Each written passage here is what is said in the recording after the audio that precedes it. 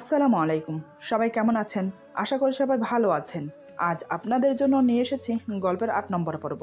আশা করি গল্পটি আপনাদের ভালো লাগবে। তাহলে চলুন শুরু করা যাক। বুঝতে পারলাম আমি আবারও কথা বলতে এসে সেই একই ভুল করে ফেলেছি। কিন্তু এখানে আমার কি দোষ? আমি তো এসেছি ওর সাথে একটু কথা বলতে। বারবার ওই তো এমন করে, যার জন্য ওকে স্পর্শ করতে হয়। আর ওকে স্পর্শ করলেই কেমন যেন একটা ঘোরের মধ্যে চলে যাই আমি। ভাবনার জগৎ থেকে বেরিয়ে তৎক্ষণাৎ আমি ওকে ছেড়ে দিলাম। ফাতেমা আমার কাছ থেকে ছাড়া পেয়ে দূরে গিয়ে বসে। অন্ধকারে দেখতে না পেলেও অনুভব করলাম, সত্যি বলতে এবার আমি নিজের কাছে নিজেই ছোট হয়ে গেলাম। সত্যি আজ নিজেকে অপরাধী মনে হচ্ছে। আমি ওকে এতটাই অত্যাচার করে ফেলেছি যে ও আমাকে দেখলেই ভয় পায়। কিন্তু আমি তো বারবার ওর কাছে ছুটে আসি ওকে বোঝানোর জন্য, একটু শান্ত হয়ে কথা বলার জন্য। কিন্তু ওই তো বেশি রকমের বাড়াবাড়ি করে ফেলে। আমাকে দেখলেই চিৎকার চেঁচামেচি শুরু করে দেয়, যার ফলে ওকে চুপ করাতে হয়। আর চুপ করাতে গেলেই ব্যাস, যা হবার তাই হয়। এদিকে ফাতেমা ফুপিয়ে ফুপিয়ে কান্না করছে। আমি ব্যাপারটা সামাল দেওয়ার জন্য বললাম, সরি, বিশ্বাস করো আমার কথা শেষ হলো না। হঠাৎ কে যেন দরজায় ধাক্কা দিচ্ছে। আচমকা দরজা ধাক্কানোর শব্দ শুনে আমার মুখের কথা মুখেই থেকে যায়। মনের ভেতর একটা ঘাবড়াট শুরু হয়। এখন কি হবে? কে এলো দরজায়?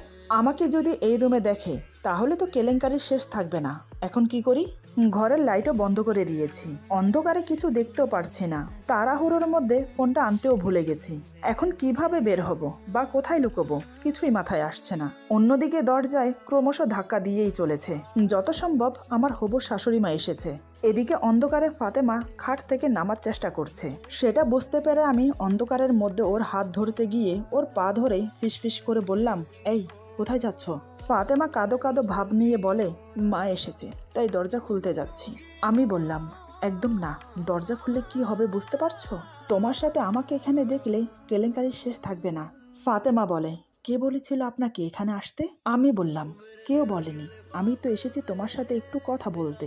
কিন্তু তুমিই তো সব পণ্ড করে দিলে। আমাকে দেখে চিৎকার চেঁচামেচি শুরু করে দিলে। আচ্ছা, একটু শান্ত হয়ে আমার কথা শুনতে পারো না আমি কি বলতে চাই তোমাকে?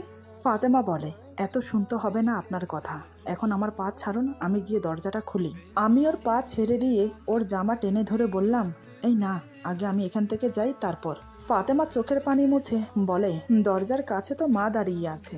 দরজা ছাড়া তো এখান থেকে বেরোনোর কোনো রাস্তা নেই। কিভাবে বের হবেন? আচ্ছা, একটা কাজ করুন, আপনি বরং খাটের নিচে লুকিয়ে পড়ুন। আমি বললাম, খাটের নিচে? ও আমি পারবো না। ফাতেমা বলে, আপনি কি খাটের নিচে লুকোবেন নাকি আমি দরজা খুলবো? আমি বললাম, এই না, দাঁড়াও, আমি লুকোচ্ছি। তুমি বরং দরজার ডান পাশে লাইটের সুইচ অন করে দিও। আর জিজ্ঞেস করলে বলবে ঘুমিয়ে পড়েছিলাম। খবরদার, আমার কথা কিন্তু বলবে না। এই বলে আমি খাটের নিচে লুকিয়ে পড়লাম। ফাতেমা উঠে গিয়ে প্রথমে লাইট অন করলো, তারপর দরজা খুলে দিল। দরজা খুলতেই ফাতেমার মা রুমের ভেতর প্রবেশ করে বলে, কিরে, এত দেরি হলো কেন দরজা খুলতে? ফাতেমা বলে, ওই একটু চোখ লেগে এসেছিল তাই। ফাতেমার মা বলে, ও তাই বল, আমি তো আরো কি না কি ভেবে বসে আছি। ফাতেমার কথা শুনে একটু নিশ্চিত হলাম। যাই হোক, সে আমার কথা বলেনি। কিন্তু এখন সব থেকে বড় টেনশন হলো আমি এখান থেকে কিভাবে বের হব।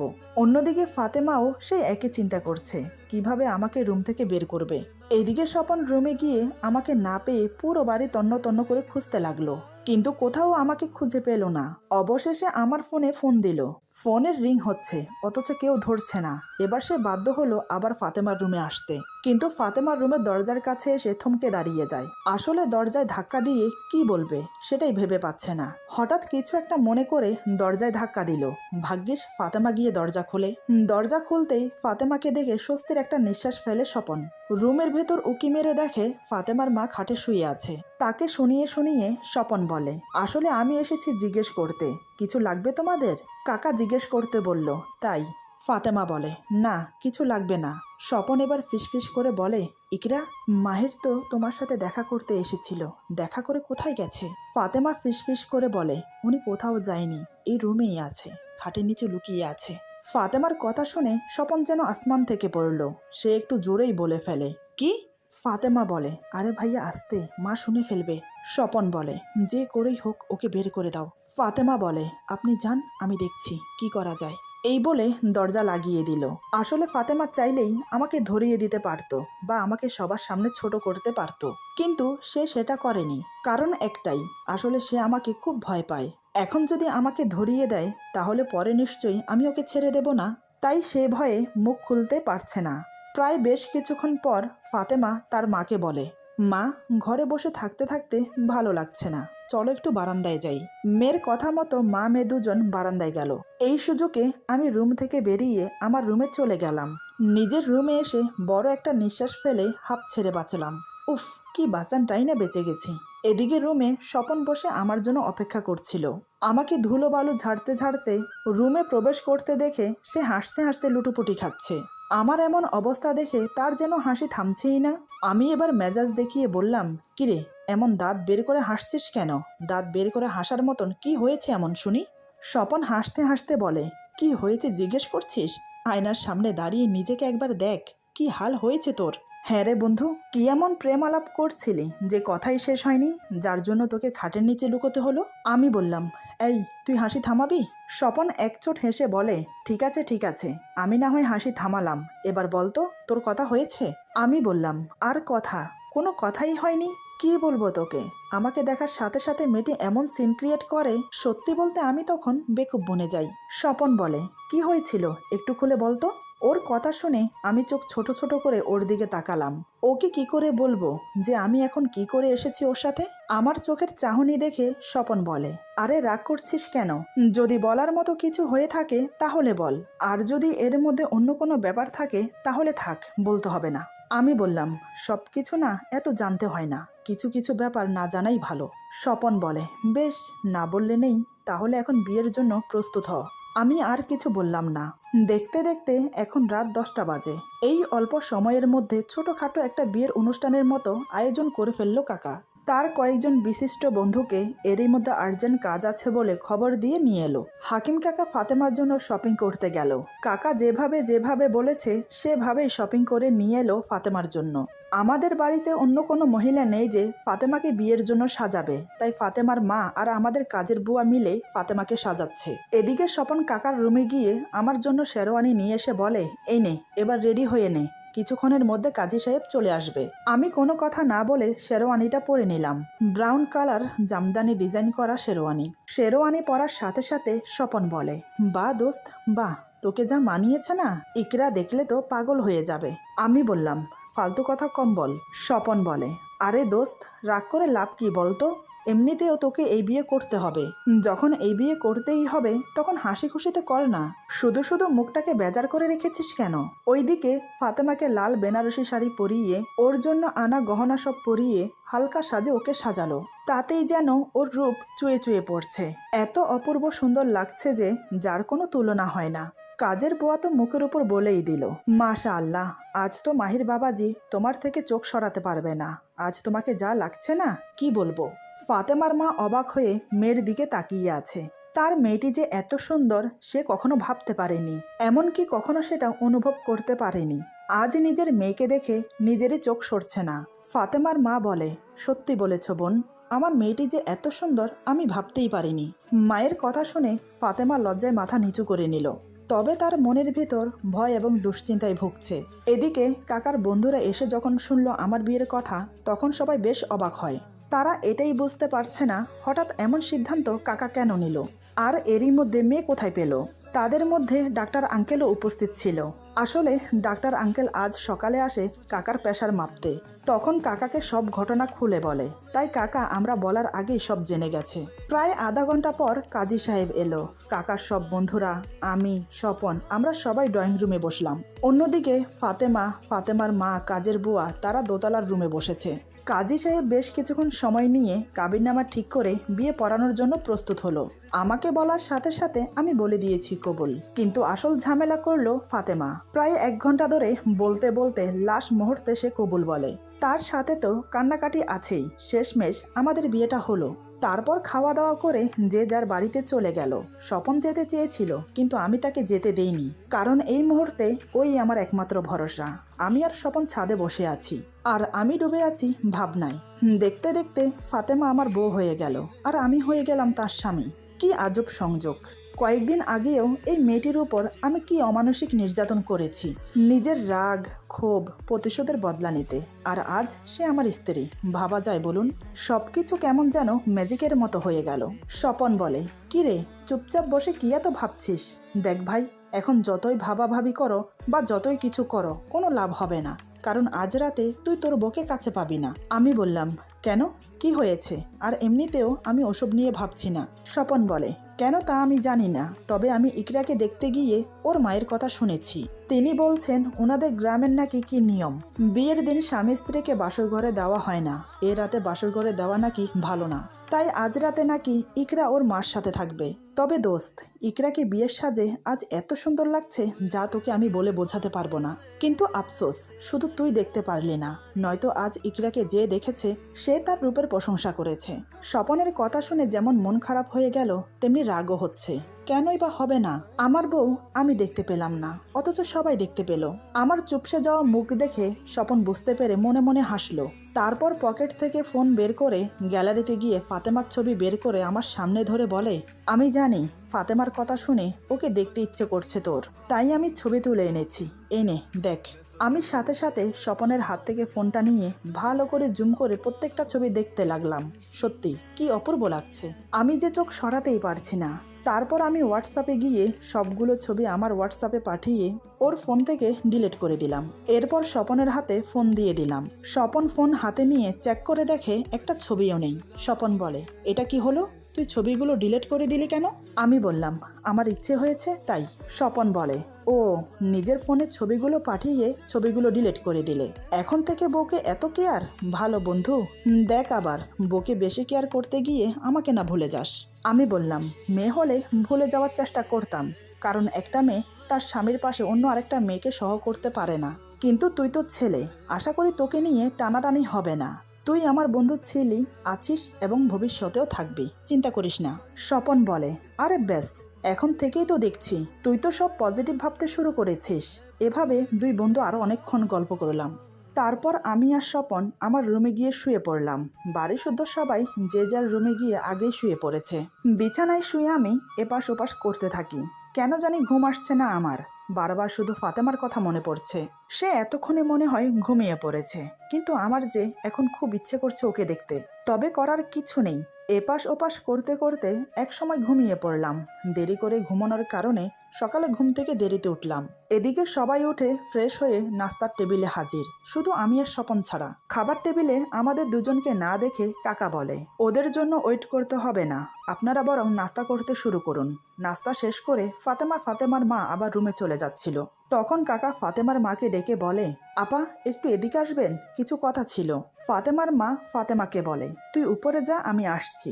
ফাতেমা তার মায়ের কথা মতো উপরে চলে গেল। এদিকে কাকা আর ফাতেমার মা ড্রয়িং রুমে সোফায় বসলো। ফাতেমার মা বলে, ভাই সাহেব বলুন কি বলতে চান?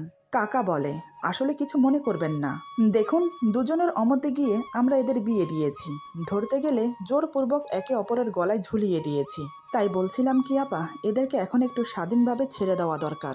এরা যদি একে অপরের সাথে না মিশে না কথা বলে তাহলে বুঝতেই তো পারছেন কি হতে পারে।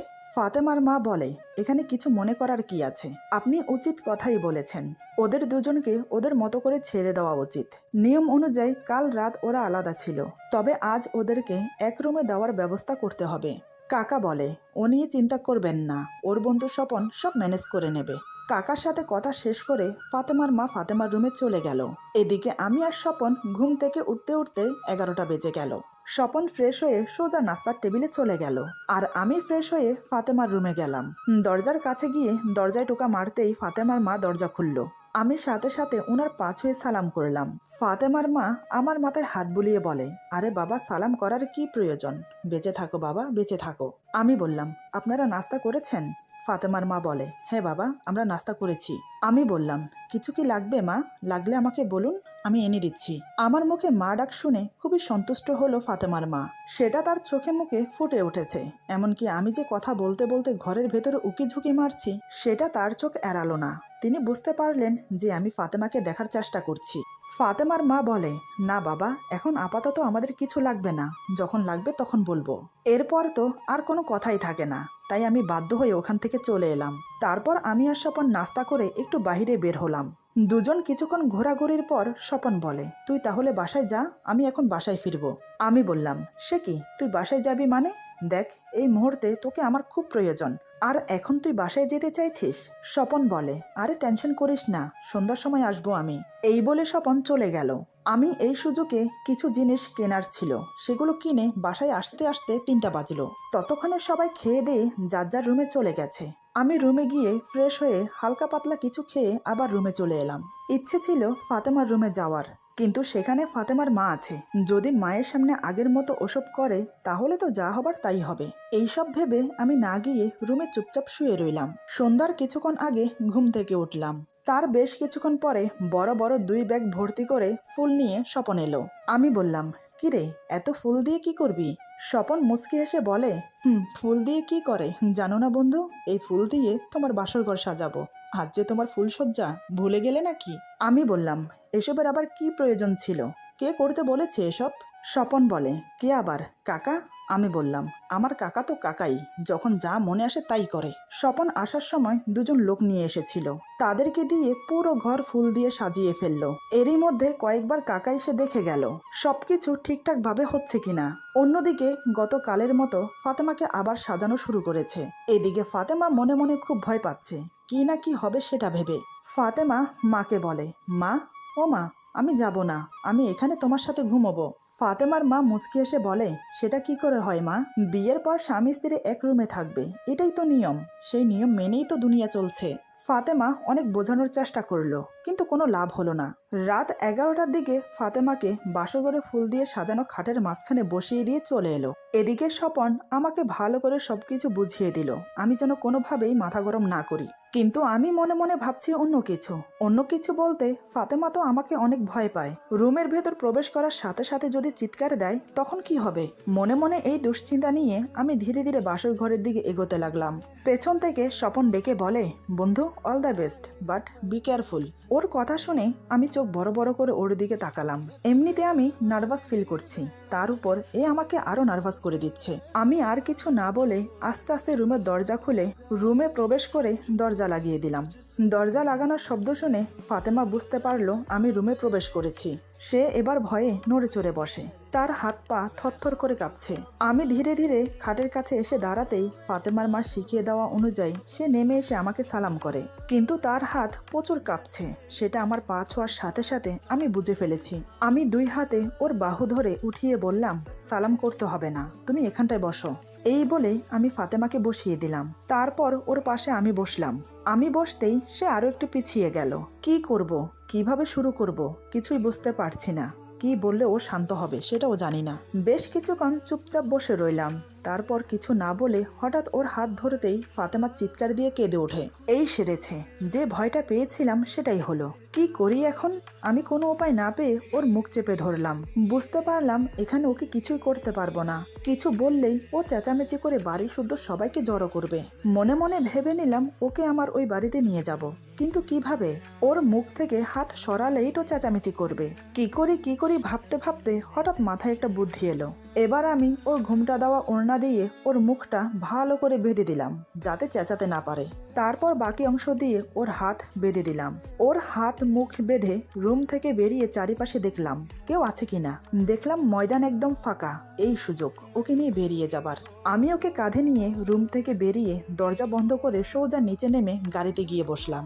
ভাগ্যিস কেউ দেখেনি, কিন্তু গেটের দারোয়ান সে দেখেছে। এদিকে আমি গাড়ি নিয়ে বের হতেই দারোয়ান কাকাকে ফোন করে সব বলে দিল। সব শুনে কাকা কিছু বলল না, কারণ ফাতেমা এখন আমার স্ত্রী। তাকে নিয়ে আমি যেখানে খুশি সেখানে যেতে পারি, তাতে কারোর আপত্তি থাকার কথা না। তাই কাকা নিশ্চিন্তে শুয়ে পড়ল। এদিকে আমি ফাতেমাকে নিয়ে আমার সেই আগের বাড়িতে এলাম।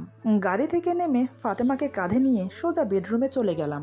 খাটের উপর ওকে বসিয়ে দিয়ে মুখের আর হাতের বাঁধন খুলে দিয়ে ওড়না ছুঁড়ে মারতেই মাথায় ঘুমটার মতো গিয়ে পড়ে। এখন দেখে মনে হচ্ছে যেন কোনো নতুন বউ তার বরের জন্য অপেক্ষা করছে। আমি বললাম, তোমার অনেক শখ না আমাকে দেখলে চেঁচামেচি করার? এবার যত মন চায় তত চেঁচাও, আমি কিচ্ছু বলবো না। এদিকে ফাতেমা ভয়ে চেঁচানো তো দূর, কান্না করতেও ভুলে গেছে। চুপচাপ স্থির হয়ে বসে আছে। বুঝলাম ভয় চুপ হয়ে গেছে। এবার আমি ধীরে ধীরে আবার ওর পাশে গিয়ে বসলাম। ওর হাত 2 হাতে শক্ত করে ধরে খুব নিচু সুরে বললাম, তোমার কি ভয় করছে? ফাতেমা কথা না বলে উপর নিচ মাথা নাড়ে। আমি বললাম, কেন কেন এত ভয় পাও তুমি আমাকে? আমি কি বাঘ না ভাল্লুক যে তোমাকে খেয়ে ফেলবো? আমি মানছি, রাগের মাথায় হোক বা তোমার থেকে প্রতিশোধ নেওয়ার জন্য হোক, আমি তোমাকে তুলে এনে মারধর করেছি। হয়তো রাগের মাথায় একটু বেশিই করে ফেলেছি। তাই বলে এই নয় যে আমি বারবার তোমাকে টর্চার করব। যখন আমি তোমাকে বোঝানোর জন্য তোমার কাছে যাই তখনই তুমি চেঁচামেচি শুরু করে দাও। তাই আমি বাধ্য হয়ে তোমার মুখ চেপে ধরি। তারপর আর কি, যা হবার তাই হয়। যেটা আমি চাই না সেটাই তোমার সাথে বারবার হয়। আর এখন তো ভয় পাওয়ার কোনো প্রশ্নই আসে না, কারণ আমরা এখন স্বামী স্ত্রী। তাই বলছি, একদম ভয় পাবে না আমাকে। তোমার সম্পূর্ণ অধিকার আছে আমার উপর, কারণ আজ থেকে আমি তোমার স্বামী। আর তোমার কাছে আমার অনুরোধ, যখন তখন আমাকে দেখে এভাবে চেঁচামেচি করো না, কারণ এখন আমরা স্বামী স্ত্রী। তুমি এভাবে চেঁচামেচি করলে সবাই কি ভাববে বলো তো? আমি চাই সবকিছু ঠান্ডা মাথায় সমাধান করতে, কেননা আমাদের যখন বিয়ে হয়ে গেছে তখন বাকিটা জীবন আমরা একে অপরের সাথে কাটাতে হবে। এভাবে তুমি যদি বারবার এমন করো তাহলে তো কিছুই হবে না। এদিকে আমার কথা শুনে যাচ্ছে ফাতেমা, কিন্তু কিছু বলছে না, বরং নীরবে চোখের পানি ফেলছে। ফাতেমা ঠিক আগের মতো লম্বা ঘুমটা দিয়ে বসে আছে, তাই ওর মুখ দেখতে পারছি না। আর ও যে কান্না করছে সেটাও বুঝতে পারছি না, কারণ বাসর ঘরে থাকাকালীন ওকে দেখতে পারিনি ভালো করে। দেখার আগেই তো সব চেঁচামেচি করে পণ্ড করে দিল। এদিকে আমার খুব লোভ হচ্ছে ওকে আবার দেখার, কিন্তু আমি চাইলেই ঘুমটা সরিয়ে ওকে দেখতে পারি। তবে আমি সেটা করব না, যেহেতু আজ সে আমার স্ত্রী, তাই তার অনুমতি চাই। যতক্ষণ পর্যন্ত না সে আমাকে অনুমতি দেবে ততক্ষণ পর্যন্ত আমি তার ঘুমটা সরাবো না। আমি বললাম, আমি কি তোমার মুখ দেখতে পারি? এদিকে আমার কথা শুনে ফাতেমা মনে মনে বলে, ইস, এমনভাবে বলছে যেন উনি আমাকে আজ প্রথম দেখবে। ইচ্ছে তো করছে মাথার ঘুমটাটা সরিয়ে চোখ দুটো টাগর করে ওনার দিকে তাকাই, তারপর বলি, দেখেন, ভালো করে দেখেন, সুন্দর লাগছে না আমাকে? যত্ত সব। আমি আবার বললাম, কি হলো, কথা বলছো না কেন? আমি কি তোমাকে দেখতে পারি? আমার এমন মায়াময় কথায় ফাতেমা কিছুটা স্বাভাবিক হয়েছে। ফাতেমা কথা না বলে